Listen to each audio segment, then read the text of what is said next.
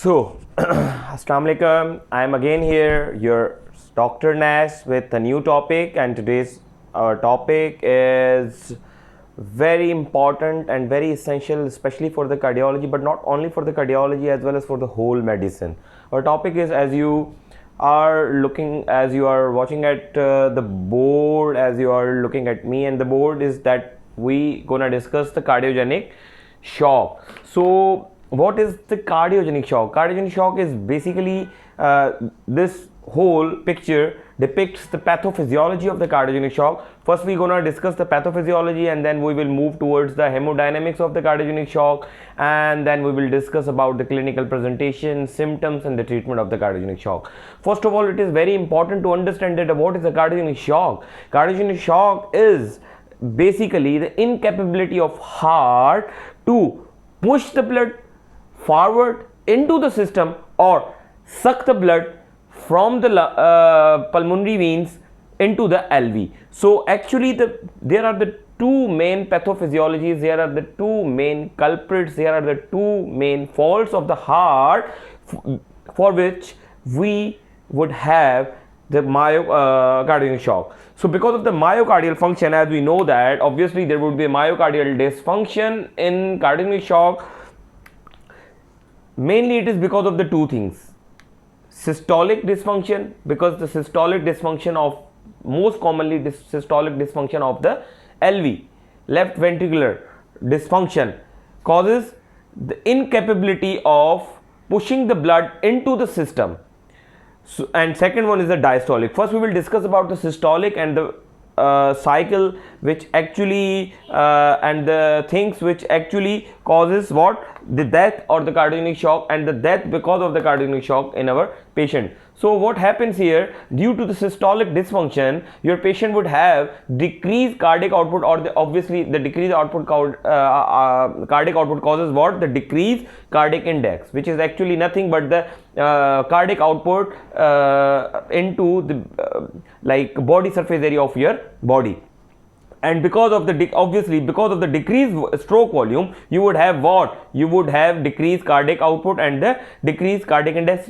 These things we will discuss later on in the hemodynamics things. Okay, so because of the obviously decreased cardiac output and decreased index, your patient would have a hypotension. So we would have the systolic pressure of less than 90 in our patient of cardiogenic shock or any shock. So because of this, your patient would have a hypotension, and because of the hypotension, obviously there would be a decreased coronary perfusion in your patient, and because of that decreased coronary perfusion, the coronaries which are actually supplying heart, already dysfunctional heart, already the heart which has increased load, increase after load, increase all the things, and it has to work more then this vicious cycle starts, and it further causes what, the decreased coronary perfusion. And ideally this hypotension increases the demand, but it is decreasing the supply. So that's why the increasing the demand and decreasing the supply causes what, ischemia. This ischemia further causes the myocardial injury, and that myocardial injury, if we would not be able to correct this myocardial injury or the myocardial failure, and if we would not address this myocardial failure, our patient ultimately goes into death. So that is the things actually which occurs with the systolic. Now let's see what else happens other than the cardiac output. Obviously your systemic perfusion is also decreases because of the cardiac output. There are actually two things which happening because of the hypotension and the systemic perfusion, and systemic perfusion also causes the decreased coronary perfusion. So here with the decreased systemic perfusion, the compensatory vasoconstriction occurs, and compensatory vasoconstriction and the increased heart rate, it further increases the demand, and this further increases demand causes what, ischemia. So the already ischemia occurring because of the decreased coronary perfusion, it is again increasing the ischemia by decreasing the supply and increasing the demand, by increasing the compensatory vasoconstriction in your body, in your system, and by increasing the heart rate of your heart. So actually the failing heart, we are putting more load over the failing heart, then ultimately what would happen, the ischemia would occur, and then after ischemia your myocardial would get damaged, and if you will not address that damage, then your patient ultimately has to face the death, the fate of the death. Now and other thing happens with the systolic dysfunction. And remember that systolic function is nothing but the push blood from LV to the aorta into the system is called the pushing system, and the systolic function of the LV of your heart. And whenever there would be a systemic inflammation, whenever there would be any other thing, any other like your heart is failing because of non-cardiac causes, your body has a systemic inflammation, and because of the systemic inflammation, the inflammatory cytokines releases from their cells, from your epithelium, from your endothelium. It causes what? It causes increased nitric oxide through nitric oxide synthase enzymes, and the increased nitric oxide in the blood causes vasodilation and decrease systemic vascular resistance, and that systemic vascular resistance when decreases, it causes the decreased preload and decrease obviously afterload, and it further decreases the perfusion of your coronaries. It further causes the hypotension, and it further decreases the coronary perfusion, and again it increases the heart rate, so it increases the demand and decreasing the supply, so it again causing what? It causes ischemia to your patient, and ischemia further causes the damage to your heart, and the damage to the heart causes what? The death. That's why with the cardiogenic shock we would have a high mortality in our CVS patient. So I hope that I have cleared all the point of the cardiogenic shock. So now we will move towards the hemodynamics. What is the hemodynamics? First, let me make you understand about the sucking and the pushing effect. So here is the LA. From LA, there would be a maximal blood shift from left atrium to the LV. Like LV filling mostly occurs because of sucking effect of the LV from LA in diastolic phase. In diastole, most of the blood coming from LA into the LV due to the sucking force of the LV in the diastole occurs because of sucking force. So we called it as a diastolic and the sucking force of the LV, but so diastolic pressure or the sucking force of the LV. Now if this blood moves from LV towards the body, so we would call it it is a pushing effect. It is a like it LV is pushing blood from LV, it is sending blood from LV to their body. So if anything happens or if any malfunction happens with LV with diastole, it causes the diastolic dysfunction, and if anything happens with the systolic, like the pushing effect, we would call it as a systolic dysfunction. There are a lot of causes of the systolic and the diastolic dysfunction. It might would be the primary because of the ischemia, it might be because of the anything. So anything which causes a systolic dysfunction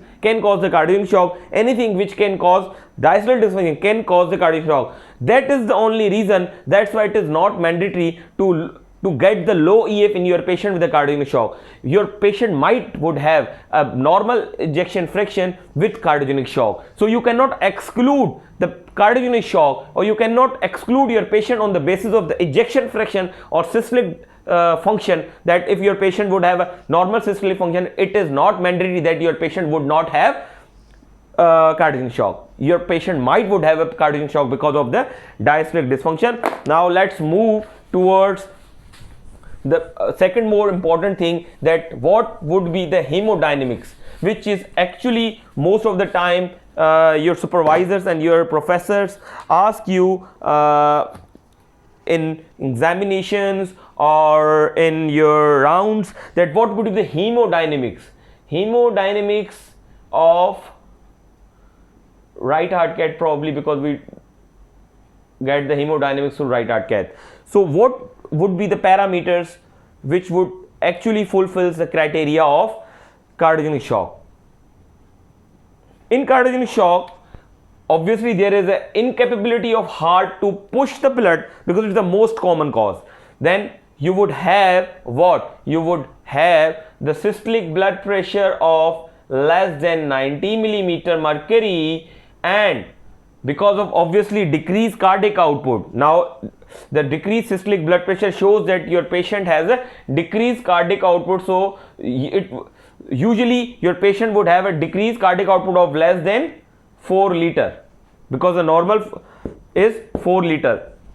But here in the definition of cardiac index, you would always calculate the cardiac index of your patient. So what is the cardiac output? Cardiac output is equals to stroke volume multiplied by heart rate. Anything which decreases the heart rate, your body if anything which actually decreases the stroke volume in your body or your any like your nature increases the heart rate, because to compensate and to maintain the cardiac output in your body. If for any reason your body or your heart is giving less stroke volume, then the extra cardiac system and the other system which are present in our body causes what? The compensatory increase heart rate, tachycardia. So because of that compensatory increased tachycardia, your cardiac output actually maintained.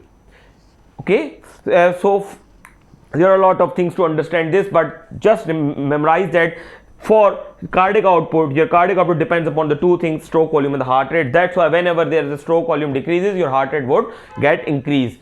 Okay, so cardiac output. Now what is the cardiac index? Cardiac index is cardiac output divided by a body surface area. So that is the cardiac output actually, which is per minute, which is the stroke volume per minute. Now it has been divided to the body surface area. So if cardiac output less than 2.2 or 2.1 actually is defines that your patient has cardiogenic shock. The patient with a cardiogenic shock always would have a less cardiac index, like less than 2.2. And the third and the most important thing, as we discussed, that the diastolic dysfunction and the pulmonary catheter wedge pressure. So LVEDP, pulmonary catheter wedge pressure, because LVDP indicates the LA pressure in the absence of MR and the MS, and the LA pressure in the absence of any other pathology. Most of the time pulmonary catheter wedge pressure or papillary catheter wedge pressure indicates the pressure of LA, is the indirect measurement of the left atrium. So if it is more than 15, it also indicates your patient would have most probably cardiogenic shock. So in cardiogenic shock, what would you have? Your patient would have a less blood pressure, less than 90 millimeter mercury, and it should remain for more than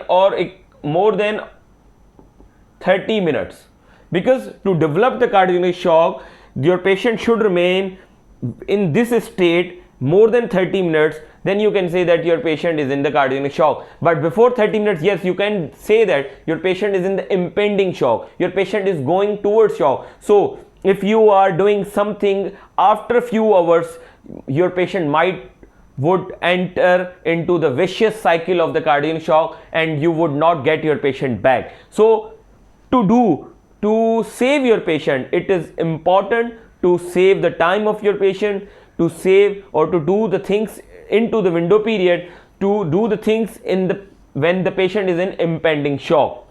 So after 30 minutes, so the definition or the hemodynamic definition of the cardiac shock would obviously will be that the systolic blood pressure less than 90 millimeter mercury and cardiac index less than 2.1 remain for more than 30 minutes with the LVDP of more than 15 millimeter of mercury is cardiogenic shock. This is the hemodynamic definition of cardiogenic shock. Okay, so as we have discussed here, that what is the cardiac output, what is your cardiac output, what is your cardiac index. Now important thing is Okay, so what is the simple definition of cardiogenic shock would be obviously shock. What is shock? When systolic blood pressure less than 90 and urinary output less than 30 per minute, less than 30 ml per hour, sorry, less than 30 ml per hour. So it shows the decreased supply and it shows the decreased perfusion. So decreased supply or decreased cardiac output, and it shows when incapability of heart to supply the blood. So evidence of ineffective tissue perfusion.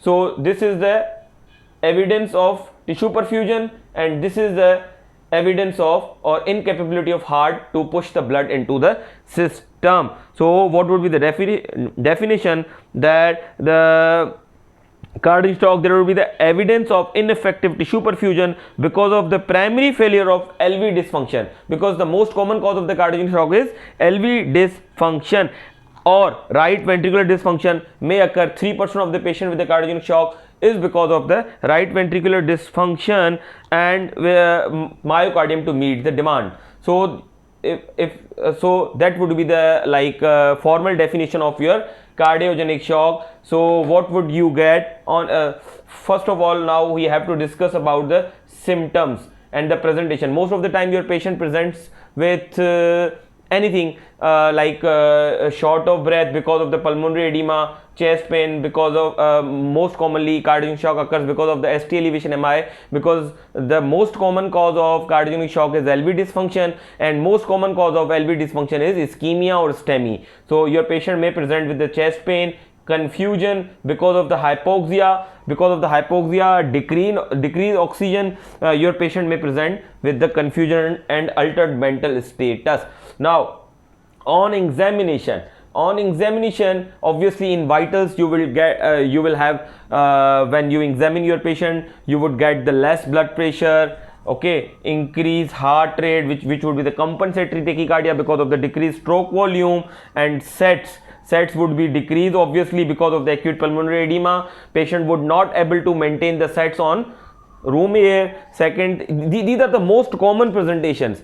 It is not necessary that all patients with the cardiogenic shock would have all these things, okay. So you need to decide on the bedside, depends upon the maximum parameters that your patient do your patient have all these parameters, and it is not necessary that your patient would have all these parameters, but few of them would be in your patient. So decrease and temperature, obviously temperature would not your patient would be afebrile but cold and clammy. Your patient would be cold and clammy because of the decreased perfusion. But the only one shock which would have your in which your patient would be obviously sometimes with high temperature and sometimes your patient would be with normal and will not be cold and clammy, that would be the septic shock. And sometimes your patient with septic and cardiogenic shock would not be cold and clammy. So it is not necessary that the cardiogenic shock patient would be cold and clammy, but it is the most common presentation.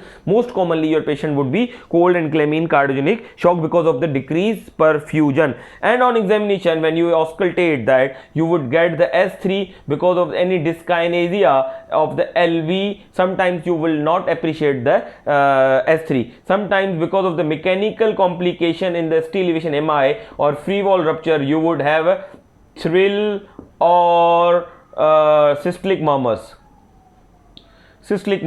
because of any VSD and ventricular septal rupture or free wall rupture. You would appreciate what you would appreciate the these systolic murmurs or harsh murmurs in your patient. And sometimes might your patient would not have any of thing but only decreased blood pressure, decreased urine output, short of breath, simple pulmonary edema and decreased perfusion. So that would again will be what will be the cardiogenic shock with your patient. Now what are the prognostic factors and what are the prognostic factors of? So simply first I think we have to discuss the causes of the cardiogenic shock, which is very important. Causes of cardiogenic shock. So it is very important. The most common cause of cardiogenic shock is LV dysfunction.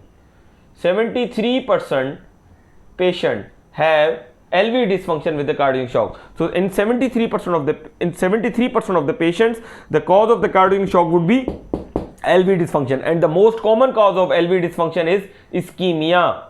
But ischemia is not only the cause of LV dysfunction with the patient of cardiogenic shock. Might your patient would have anything else like inflammatory or any other non-cardiac cause or non-ischemic cause of the cardiomyopathy or LV dysfunction. Okay, so but the most common cause is 73% of the cardiogenic shock is LV dysfunction, and because of the pump failure, and the most common cause of the LV dysfunction is ischemia. Now the second most common cause of cardiogenic shock is MR, acute MR, because in acute MR you would increases the left and diastolic pressures, pulmonary catheter wedge pressure, obviously because of the acute MR, and your heart is not like compensated, your heart is not adjusted, and the sudden increased pressure in the LA causes what? The acute flash pulmonary edema, and causes the cardiogenic shock in your patient. So in 7% of the patient with the cardiogenic shock, your patient would have acute MR. So acute MR is the second most common cause of cardiogenic shock. Number 3 is RV dysfunction. RV dysfunction. So in the definition of cardiogenic shock, if the RV EDP, right ventricular end diastolic pressure, if it is more than 10, if it is more than